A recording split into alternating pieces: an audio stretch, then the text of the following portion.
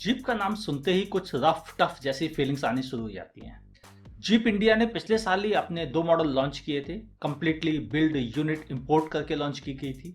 उसी समय उसने क्लियर कर दिया था कि वो अगला प्रोडक्ट अपना मेक इन इंडिया लॉन्च करेगी।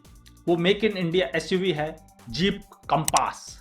क्या है इसकी खासियत और कब ये लॉन्च हो रही है और इसकी क्या कीमत हो सकती है, आज हम इसी पे बात करें। मैं हूं आपका होस्ट अमित और आप देख रहे हैं आस्क कार्गो।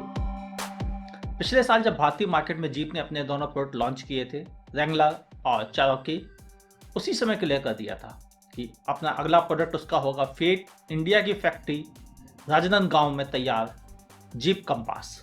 फिलहाल फिएट की फैक्ट्री में जीप कंपास की असेंबलिंग का काम चल रहा है और make in India compass ready हो रही है लॉन्च होने के लिए। हालांकि जो पूरे इंटरनेशनल मार्केट में जो जीप कंपास आती है वो उस सेम मॉडल के इंडिया में आने की उम्मीद नहीं है। हम ये उम्मीद रखते हैं इंडिया में लॉन्च करते समय इसको काफ़ी डाउनग्रेड किया जाएगा, खासतौर से सेफ्टी के मैटर में, और इक्विपमेंट लेवल भी वो नहीं होगा जो कि इंटरनेशनल मार्केट में होता है।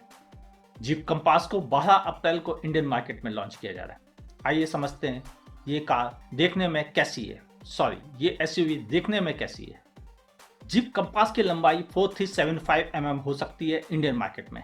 वहीं इसकी विड्थ 1832 mm और हाइट 1651 mm हो सकती है। यानी कुल मिलाकर ये गाड़ी टिशॉ CRV के जैसी ही होगी देखने में। ग्राउंड क्लियरेंस 198 mm हो सकता है। वहीं इस एसयूवी में 215/65 R17 टायर्स का इस्तेमाल हो सकता है। ग्राउंड क्लियरेंस हो सकता है सस्पेंशन सिस्टम रिट्यून या नया डिजाइन किया जाए तो ग्राउंड क्लियरेंस बढ़ाकर 205 mm भी हो सकता है। जीप कंपास देखने में टिपिकल जीप लगती है, कहीं से कोई बड़ा चेंज नहीं है। जो इंटरनेशनल मार्केट में कंपास दिखाई जा रही है, सेल की जा रही है, वही इंडियन मार्केट में भी होगी, बाहर से देखने में एटलीस्ट। वही बेहतरीन साइड क्लैडिंग ब्लैक कलर की, फ्रंट में jeep style typical grill, rear में LED टेल लाइट्स, फ्रंट में प्रोजेक्शन हेडलैम्प, साथ में LED day time running light. Jeep की खासियत उसका रफ टफ यूज होना, वो इंडियन मार्केट में भी जारी रहेगा। जीप 3 तरह के इंजन वेरिएंट में से कोई भी 2 वेरिएंट लॉन्च कर सकती है। इसमें 2 लीटर पेट्रोल इंजन, जिसे वो टाइगर शार्क कहती है, जो 165 bhp और 145 Nm टॉर्क के साथ होता है। दूसरा पेट्रोल इंजन 1.4 TFSI जो 170 bhp की पावर देता है। और तीसरा 2 लीटर मल्टीजेट डीजल इंजन जो कि 140 bhp या 170 bhp पर ट्यून करके इंडियन मार्केट में लॉन्च किया जा सकता है। ये अधिकतम 35 kNm टॉर्क दे सकता है। जीप के बारे में स्पेसिफिकेशन उसके क्यों नहीं क्लियर हो पा रहे हैं कि क्या वो लॉन्च करने जा रही है, उसकी वजह ये कि जीप का ये पहला प्रोडक्ट है, इंडियन मार्केट में असेंबल कर रही है, मैन्युफैक्चर नहीं, जिसकी वजह से उसके फैक्ट्री से बहुत सारे उसके काम करने के तरीके बाहर निकल कर नहीं आ पा रहे हैं, जिसकी वजह से अभी भी सस्पेंस बना हुआ है और वो सस्पेंस क्लियर होगा 12 अप्रैल को ही। ये तीनों ही इंजन 6 स्पीड मैनुअल और 6 स्पीड ऑटोमेटिक ट्रांसमिशन के साथ आएंगे। अब चले इंटीरियर की तरफ। इंटीरियर में बेहतरीन ऑल ब्लैक इंटीरियर या ब्लैक एंड व्हाइट बीज के साथ इंटीरियर आ सकता है इंडियन मार्केट में। जीप के पास दोनों ही वेरिएंट मौजूद हैं ऑलरेडी। इंटरनेशनल मार्केट में भी ये दोनों ही कलर कॉम्बिनेशन में आती है। मैं आपको कुछ पिक्चर्स दे रहा हूँ स्लाइड शो में। हाँ, वो काफ़ी कुछ जीप के पास इंटरनेशनल मार्केट की हैं। इंडियन मार्केट में डेफिनेटली उसमें काफ़ी चेंज होने की उम्मीद है। कई इक्विपमेंट लेवल कम हो जाएंगे। 4x4 वेरिएंट भी लॉन्च किया जाएगा। क्या 4x2 वेरिएंट भी होगा, इस बारे में अभी सस्पेंस है, लेकिन मुझे उम्मीद है कि शायद वो भी होगा इंडियन मार्केट में कब्जा करने के लिए और एसयूवी की कीमत कम रखने के लिए। इस जीप कंपास को मैंने 2016 ऑटो एक्सपो में भी देखा है। तब उन्होंने क्लियर कर दिया था कि इसको भारतीय मार्केट में आना है, इसलिए मैंने खास तौर से इस पर निगाह रखी थी। लेकिन ये जो क्लियर नहीं कर रहे थे वो लोग उस समय कि इंडियन मार्केट में आते समय क्या क्या चीज़ें डिट्यून की जाएंगी, और वो आज भी क्लियर नहीं है। यानी सारा सस्पेंस खुलेगा 12 अप्रैल को ही। सीटें कंफर्टेबल हैं, वो वही बनी रहेंगी, उसमें कोई चेंज नहीं होगा। इक्विपमेंट लेवल जरूर डाउन होगा, लेकिन 8.3 इंच का touch screen, navigation system, bluetooth, USB, aux, ये सारे फीचर्स होंगे। साथ में एप्पल कारप्ले, एंड्रॉयड मिरर जैसी फैसिलिटीज़ भी होंगी। साथ में हो सकता है इंटरनेशनल मार्केट की तरह से 5 इंच वाला टच स्क्रीन भी आ सकता है, खासतौर से लोअर वेरिएंट में। इंस्ट्रूमेंट पैनल में एक 5 इंच का टच स्क्रीन दिया गया है, जो काफ़ी सारी फैसिलिटीज़ देता है ऑलरेडी, जिसमें ट्रिप मीटर वगैरह भी शामिल है। क्या इंडियन मार्केट में आते समय ये टच स्क्रीन ही रहेगा या नॉर्मल स्क्रीन के साथ आएगा, यह जरूर अभी क्लियर नहीं है। कार में इंटीरियर में भी काफ़ी क्रोम का इस्तेमाल किया गया है एक्सटीरियर की तरह। जब किसी कंपनी का पहला प्रोडक्ट होता है तो उस बारे में आइडिया लगाना मुश्किल हो जाता है, वो भी तब जब लोकलाइजेशन का लेवल 60% से लो हो। कंपनी की प्राइवेसी मेंटेन करने की कोशिश कामयाब हो जाती है कम एम्प्लॉइज होने की वजह से।